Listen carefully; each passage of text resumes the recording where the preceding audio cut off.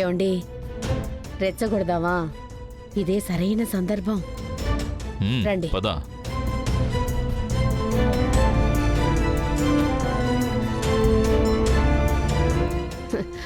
ఏంటి మీనా, కిచెన్లో పనంతా హడావిడిగా జరుగుతున్నట్టుందే. మరి చెయ్యాల్సిందేగా. కానీ మీనా, నిజం చెప్పనా, నీకు ఈ ఇంట్లో ఎలాంటి జీవితం వస్తుందని తెలుసుంటే నిన్ను ఈ ఇంటికి ఇచ్చేవాడినే కాదమ్మా. వేరే ఇంకెక్కడైనా మంచి వాళ్ళని చూసి నీకు పెళ్లి జరిపించేవాడినమ్మా. ఏమన్నయ్యా? మరేంటమ్మా, ఇంత పెద్ద కుటుంబంలో ఎందుకు నీకు పెళ్లి చేశాం? ఈ ఇంట్లో ఝాన్సీ అత్తయ్య తర్వాత పవర్ మొత్తం నీ చేతిలోనే ఉండాలనే. ఆఫీస్లో కూడా అడ్మినిస్ట్రేషన్ అంతా నువ్వే చూసుకుంటావనుకున్నాను. కానీ ఇక్కడ జరుగుతున్నదే వేరేలా ఉంది. ఈ వంటింట్లోనే నీ జీవితం సరిపోతుందే. ఏమండి, ఏంటండి అలా మాట్లాడుతున్నారు? ఇన్ని రోజులంటే అన్నయ్యకి ఆరోగ్యం బాలేదు, ఇంట్లో ఉండి చూసుకుంది. ఇప్పుడు ఆయనకి నయం అయిపోయింది కదా, కోడలు కూడా వచ్చేసింది.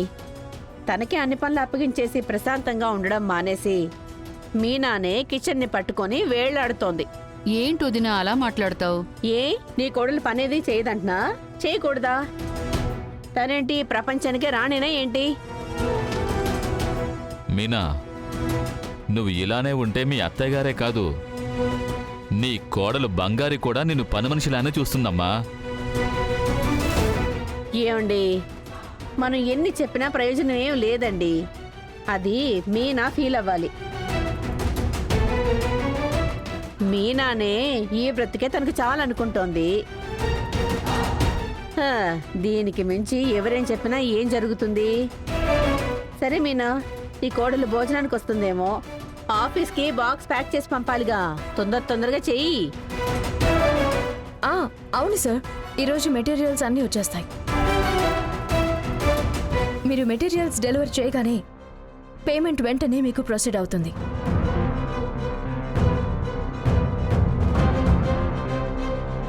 బంగారి, మోస్ట్లీ మీరు డెలివరీ చేయగానే మీ పేమెంట్స్ ఒకసారి రివైజ్ చేసి. బంగారి, అది సార్. అత్తయ్య, ఒక్క నిమిషం, ఒక ముఖ్యమైన ఆఫీస్ కాల్. ఒక 10 నిమిషాలు అత్తయ్య, తర్వాత వచ్చి నేను మీతో మాట్లాడతాను.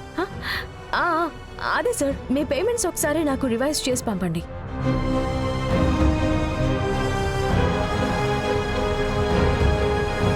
ఏంటి మీనా, మీ ఇంట్లో నీ పవర్ ఏంటి అని ఇప్పటికైనా తెలుసుకో. ఎక్కడ ఎంత చెప్పినా నీ బుర్రకెక్కుతుందా ఏంటి? ఈ కుటుంబం నీ చేయి జారిపోతూనే ఉంది. నువ్వేమో వంటింట్లో వంటలు చేస్తూనే ఉండిపో. నీ తాళరాతిది, ఎవరు మారుస్తారులే.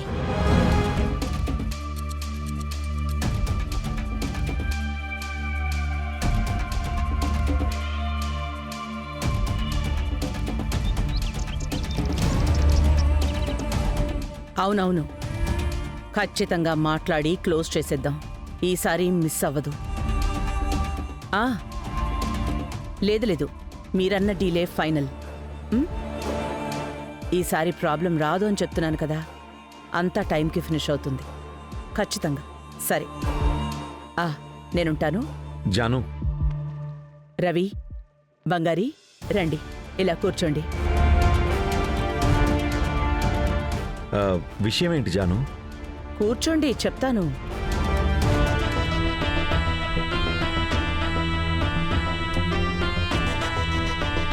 రవి, బంగారి నీ వైఫే కదా? అవును. మరి ఎందుకు అంత గ్యాప్? కలిసి కూర్చోండి.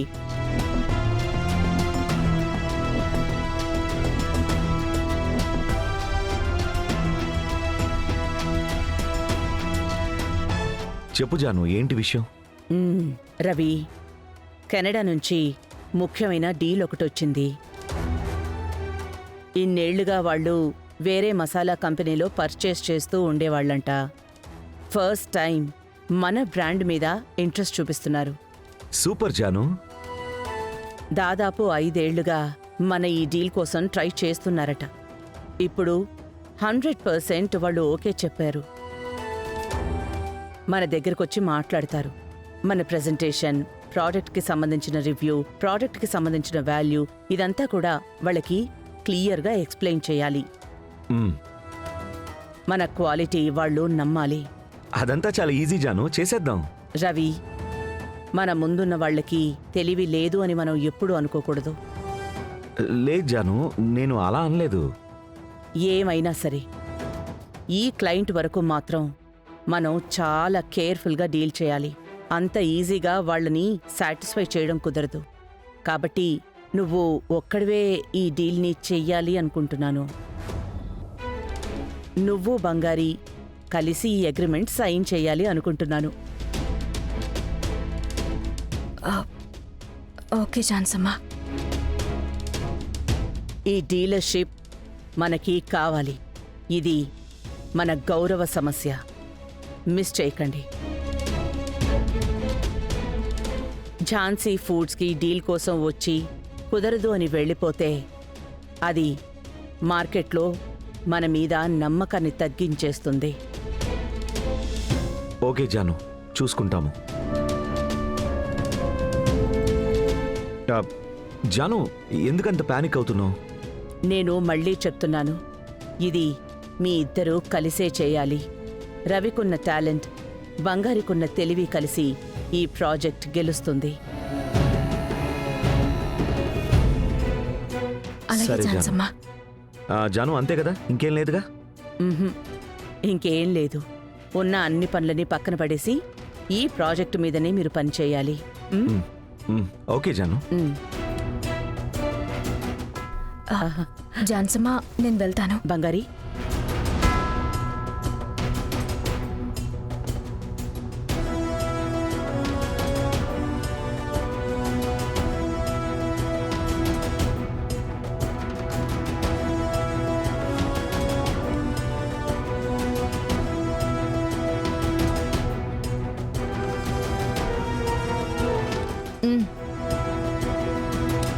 ఇది ఇప్పటి వరకు మన పెద్ద పెద్ద డీలర్స్కి మనం చేసిన ప్రెజెంటేషన్. ఇది మనం కంప్లీట్గా చదివామంటే ఈ డీల్ చేయడానికి మనకి చాలా ఈజీగా ఉంటుంది. అది నాకు తెలీదా? నేనేదో స్కూల్ పిల్లాడిలాగా నాకెందుకు చెప్తున్నావు? ఇదిగో చూడు, నీతో పని చేయటం నాకు అస్సలు ఇష్టం లేదు. ఏం చేయాలి? జాను కోసం భరించాల్సి వస్తుంది. హలో హలో, ఏంటి ఓవర్గా బిల్డప్ ఇస్తున్నారు? ఆవిడ నాకు బామ్మే. నాకు కూడా మీరు ఇలా మోహం తిప్పుకుని మాట్లాడ్డాలు, విరుచుకు పట్టాలు అస్సలు నచ్చడమే లేదు. మీలాంటి వాళ్ళ దగ్గర నేను అసలు పనే చేయను. పైగా కలిసి చేయడం అంటే 1% కూడా ఇంట్రెస్ట్ లేదు. నేను మా బామ్మ కోసమే చేస్తున్నాను. తెలుసు కదా, ఇద్దరికీ ఉన్న ఒక కామన్ ఎమోషన్ జానునే. ఆ ఒక్క పాయింట్ కోసమే మనం కలిసి పని చేస్తున్నాం.